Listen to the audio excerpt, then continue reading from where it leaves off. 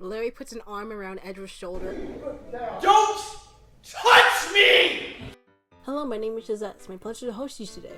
We'll be discussing the second act of the new TaAAM project by the My FA Protection Squad. Since I believe every moment in Act 2 truly exceeds the last, reviewing it would be a dull aspect to this video. Even so, TaAAM out of 10 has a good ring to it, so the name stays. I want to keep it simple. Instead of song by song like usual, our dialogue will progress scene by scene. We'll discuss highlights, make a joke or two, and have fun. Let's begin, shall we? Merry Christmas. There isn't a dull moment in this scene. It's short, it's sweet, it's cinematic. That's the only word that effectively describes it. Cinematic. I was shocked. They're cutting into Edward like he's a stranger. Well, he is. Nonetheless, this is amazing because it didn't hold back at all. Every other line is a zinger. It's sort of like, you're right, but you're wrong for that. For this entire sequence, I was in shock. My mouth was agape. What he deserves hits. It's a bop. You'll catch me dancing to guilty. He's murderous. Like, they're saying, like, he deserves a death sentence. He's the worst. He's a murderer. And in fact, during the premiere, my sister and I were dancing. We were breaking it down. We were busting a move. We were grooving because it's catchy. And Gumshoe's response is very necessary. All the audience needs is one person to believe in Edgeworth, and we are down to believe in him too. The existence of a song is actually so genius. The whole atmosphere of the game was enhanced by those gallery shots when we zoom out. It creates a broader world other than the 5 people actively in the courtroom and the several within the case and whole. And there are people there. Like, this is an event. People actually come to court. This song sets the scene for public opinion. The things said and done later make perfect sense because the audience knows everyone hates that guy in the defendant chair. Not a single person is on his side but us. It really builds on the sympathy Edward desperately needs at this moment. Before, in Tournament Musical, not TaAAM, I felt a sort of disconnect to the final case. Like, why should I care? And why should I like this guy? And especially, why is he so rude? Like, always came to mind. And at the end, I thought, well, Phoenix likes him too, so I guess I'll like him. Now I have a personal reason to care about Edgeworth. And let me say, Maya being snippy is the best part of this entire second act. Like, when I watch these, I come for the drama. I want to be invested. And Maya being upset, it's golden. In regard to experiencing this case, everyone is either hard on Edgeworth being innocent like Phoenix, Edgeworth, no way. Or they're like Maya, who hates him, and says something on lines of, he just looks like a murderer. Though what they say is usually far more messed up. But yes, before I heard Alone the demo, I hated the song. I'm not even gonna sugarcoat it, I did hate the song. I did love it for some time, but that love began to fade. My first issue was the dynamic between Maya and Phoenix. It rubbed me the wrong way. In the game, Maya is upset while Phoenix is very patient. When in TaAAM alone, the dynamic was off. It was switched even. Maya is patient and Phoenix is upset. I don't know how true they're saying to the game, but I even looked back to find, the original dynamic. I mean, Maya being upset was cute, though TaAAM played it off like Phoenix being upset, played it off as being tough love, and it, as I said, rubbed me the wrong way.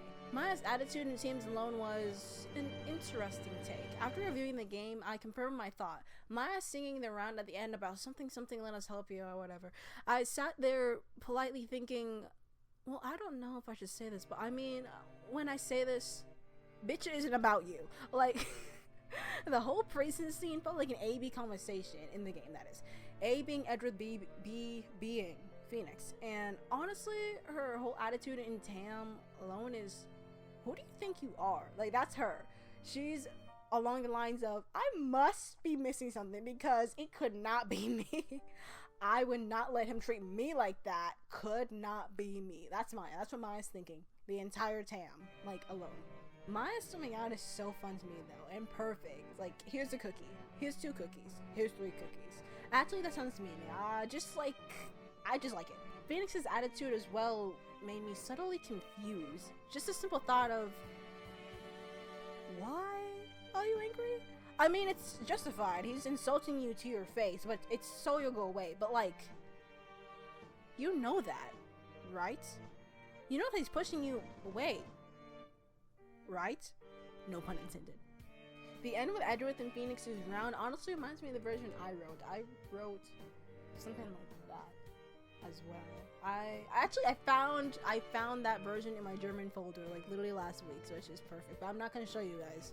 It's trash. Don't ask. It's bad. I wanted this grandiose, emotional, heart-to-heart or heart-not-to-heart in this case sort of round. This is exactly what I pictured. Let me fight. Not on my behalf. I can make this Go right. ahead and laugh. Step into I the don't light. even deserve to Let be me save free. you. There's You can still nothing to atone. know. No need for despair. I find my hands But we'll win this, I once swear. more. Just tell me There's the truth. nothing to Tell me tell. the truth. Nothing to Tell say. me, There's just trust nothing. me, Just 'cause leave you're me not alone. Please, just leave me alone. Someone has to be the villain. I understand that. Lana being included in the show at all is interesting too. The writers remembered her. That's amazing in itself. I never forgot about her in regards to the first game, but a lot of people do. So, you know, gotta small wins. I don't remember the saying. I often think about how we have no idea how Lana was like as the chief prosecutor. Here's what stands out to me from memory. Edgeworth respects her. The police are scared of her, and she was screaming at the people at the precinct that she did not want visitors. I remember that very vividly because I was, what can I say, shocked. I was flabbergasted. That's what I was. My character analysis was inaccurate before high school, and that's why I didn't remember her character properly. I didn't think she could go above like a normal speaking level, above a 5 out of 10. Why out of 10? Because TaAAM out of 10. And I remember sitting there in shock for maybe 2 minutes, like, wow, that just happened. I'm a fan of how contradictory it all is. You'd be like, how are you a fan of that? I just am. She says they must do what the public desires to keep their reputation. Then in the same breath, the police are saying, we fight for law and order. Gumshoe addresses this nonsense and I said, quote, right? End quote. His involvement is expanded upon. In Tournament Musical, I had this impression he was helping Phoenix because it was Miles Edgeworth. Now, Gumshoe has a true sense of justice. He's doing it because the guy is innocent, and him being Edgeworth is a plus. What lawn? Oh no, seriously though. Someone was mowing the lawn. I'm literally recording right now because someone was mowing the lawn and I was trying to dance outside and I couldn't hear the music because who mows their lawn at 3 p.m. on a Saturday? I own outside. The audacity of these people. I've lived here for 16 years, almost 17 years of my life. How long have you lived here? How long? I'll tell you how long. 2 years. You know my seniority. Do you understand what? Do you think I wouldn't watch the bloopers? I watched the bloopers. And someone kept mowing the lawn while Ren was trying to record. I think it's a little contagious. I don't think this would have happened if I didn't watch that. So I think it's a little bit of a curse. I watched the premiere with my sister, and I remember her saying, how do you give a sarcastic look? And I can't keep defending you guys. I love Lily fighting off Yanni Yogi. Back, I say! The caretaker is just chaotic. I can just imagine Phoenix being nothing but confused. He's trying so hard just to talk to his friend, and he'll do anything. He'll do anything just to talk to his friend, and he's like, pasta shop, pasta everywhere, pasta shop. And he's looking at Larry like, help me! And Larry's like, no, help me! I apologize, but goodness, I used to hate Trial by Fire. That was like my whole personality. I hated that song. I hated it. It made my soul burn. My sister and I hoped it just go away. Like, I never liked it. You know, until now. It's kind of camp. And Phoenix said the most alone he ever felt. You were on trial for murder. Oh my god. And your girlfriend framed you, what? Like, what are you talking about? You were actually framed for murder. You were like, literally, I was there. You were actually framed for murder. And you're saying that, they said I stole $38. Like, are you joking me, right? You gotta be pulling my leg. You gotta be kidding me right now. No, does he actually say that in the game though? Does he actually say that? I'm about to look back. After this recording, I'm gonna look back and see, because if he did, the shock, the flabbergasted, I need to find a synonym, hold on. The bewilderment that will channel my spirit. I'm not supposed to be sharing this stuff, see? But for Mr. Edgeworth... Gumshoe glances around, then passes a file folder to Maya in the most obvious covert handoff imaginable. I know exactly how Gumshoe handed over that file. The most wink pass, murder the theater game type pass, doing the most Like, obvious, you know? Edgeworth made me so annoyed when he started mocking Phoenix for his supposed investigation style. I said, trust the process. But yes, very Edgeworth. And I mean annoyed in the watching it sort of way, not in the why the writers do that, because it's very in character. I will admit I didn't understand what was going on up until now. I know, it's scene 5 of Act 2 and I don't understand the plot of the case. It just right over my head, and now I realize Grossberg is being weaved into the plot significantly, and that is great folding. No lie, the more you watch Turnabout and Ace Attorney Musical, the more it feels like its own pocket dimension. The more it feels original, like you forget it comes from anything else. It just feels so fresh and honest. Oh right, in Act 1, I was in fact wondering why Edgeworth reacted so strongly to Grossberg's name. I said, what do you know about Grossberg? You know, just being funny. So Maya's arrested for contempt of court, and now Phoenix gets to testify, Phoenix gets to cross-examine Ladda's testimony. Ladda's testify, gets to cross-examine her again. And Phoenix is so confused. That's all? That's it? Like, I didn't know what those lines even meant before. But Ren's inflection shows perfectly, they're like, I don't even know what to say. They don't know how to make this trial go forward without it being just, oh, you've wasted this court's time, guilty. I like it when they inflect and show emotion instead of just like, oh, it sounds good. I love Manfred von Karma's fall from grace. He had everything and now he's slowly getting nothing. This progresses towards the after credits scene, which I will talk about, you know, next video, because that's after the credits. I love Ladda saying, but I want to see Baron von Fancy Pants get his what for. Like, I love people outwardly hating Manfred von Karma. This is a Manfred von Karma hate page. We don't like that man, and we never will. Phoenix motioned for Edgeworth to thank Maya. Instead, Edgeworth went in. Like, I know you woke up on the wrong side of the jail cell, but you don't have to take it out on teenage girls. And I know you meant well, but like, not well enough.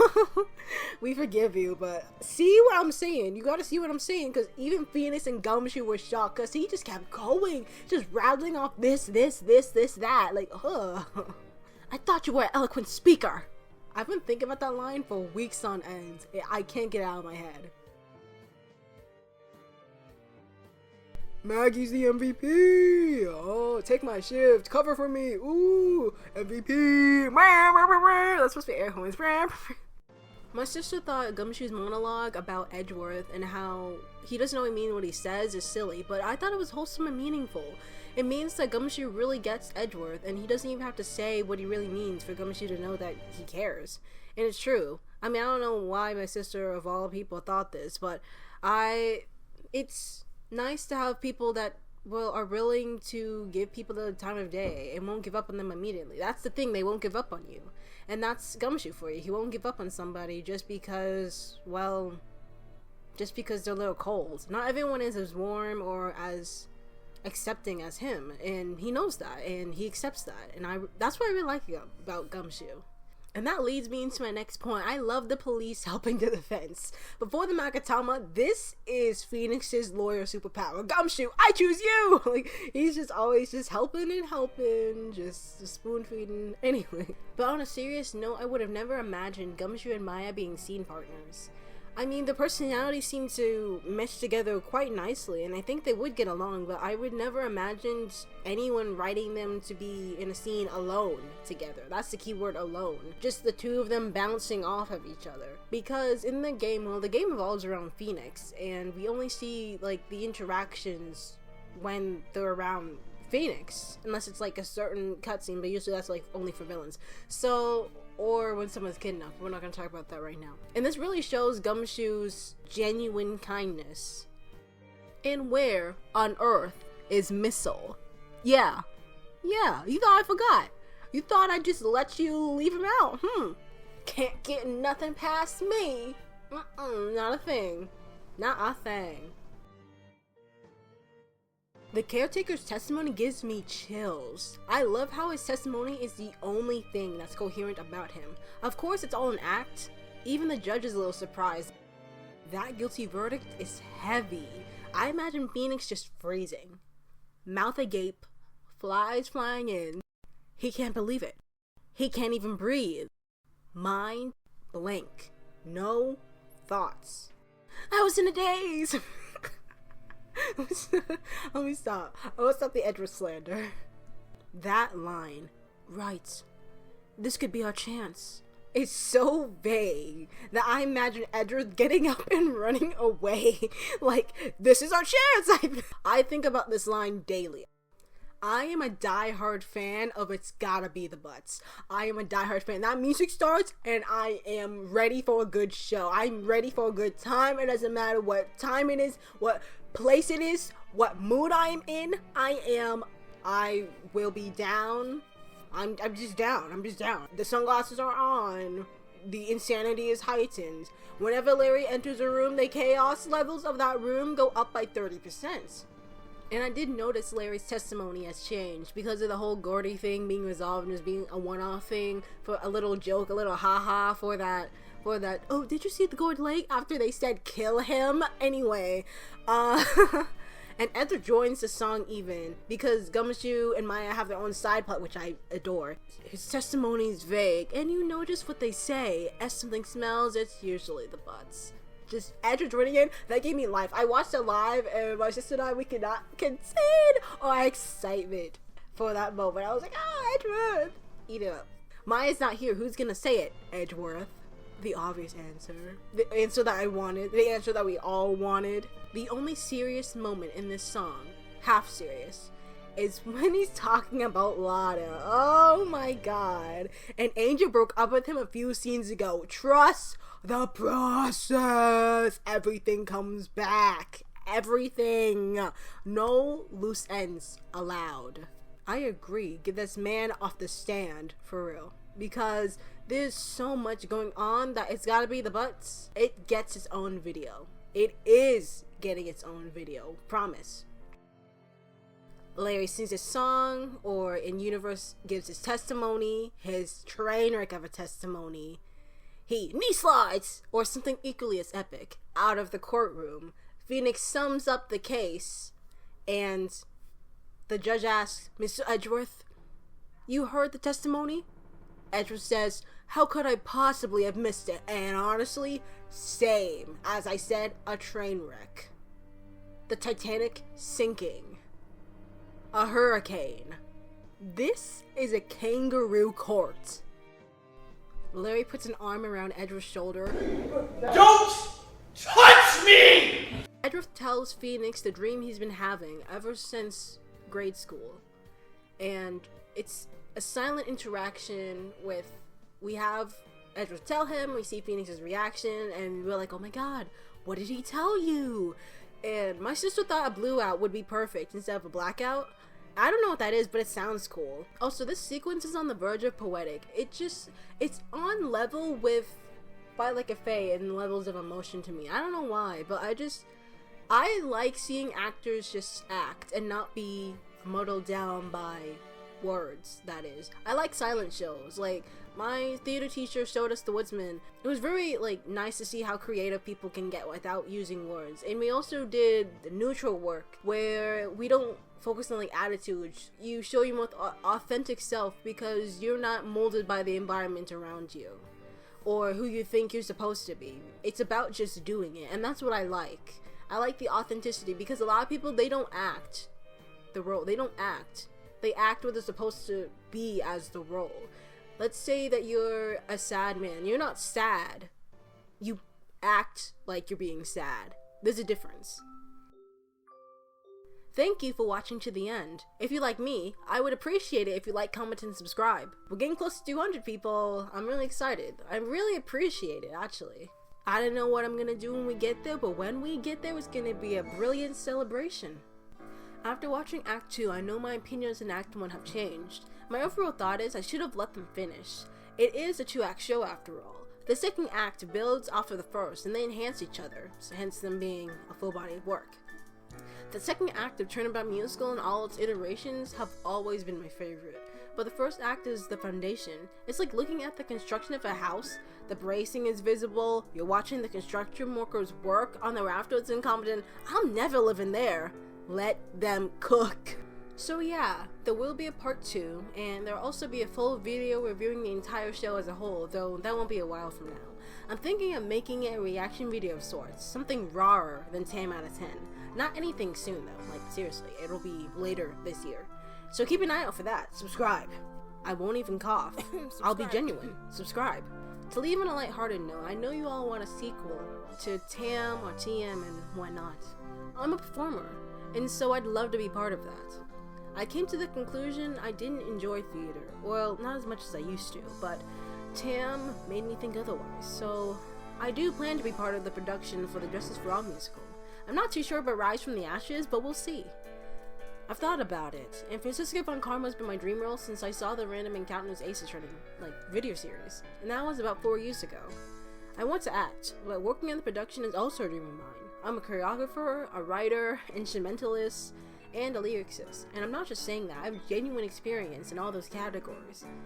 And what I mean is, I want to apply them to something I enjoy. Thank you for your time. Imperfection is not the life we lead. The only impossible journey is the one you never begin. Tony Robbins.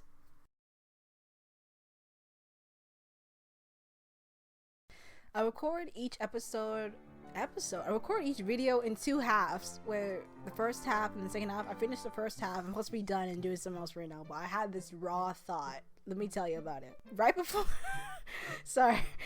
before this case, right before Christmas, he was talking about cancel culture. Edward was talking about cancel culture with somebody, and then he said, I can't get canceled.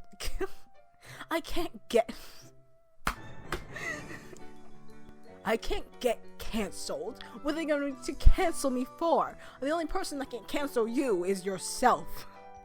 I can't get canceled. Let me stop. That's not my Gavrock impression, by the way. Gavrock does not sound like that. What would I do if I got canceled? I wouldn't get canceled. That's just not me. Let me see. I do not understand the question, detective. How would I ever get canceled? No. Don't speak. Because you're going to say something foolish. What would I do if let me make a whole script for it, actually. What would I do if I ever got canceled? I don't understand the question, detective. I would never get canceled. Therefore, I wouldn't have to worry about that sort of inconvenience. The public doesn't possess the power to cancel me. The only person that can cancel you is yourself. And Von Karma. Of course I understand the concept of being canceled. I do not live under a rock, detective. I understand modern day slang. I simply don't use it because there are more dignified ways to be understood. Since I'm understood, I would never get canceled. What a foolishly regular thing to suggest. To think. What would they even cancel me for?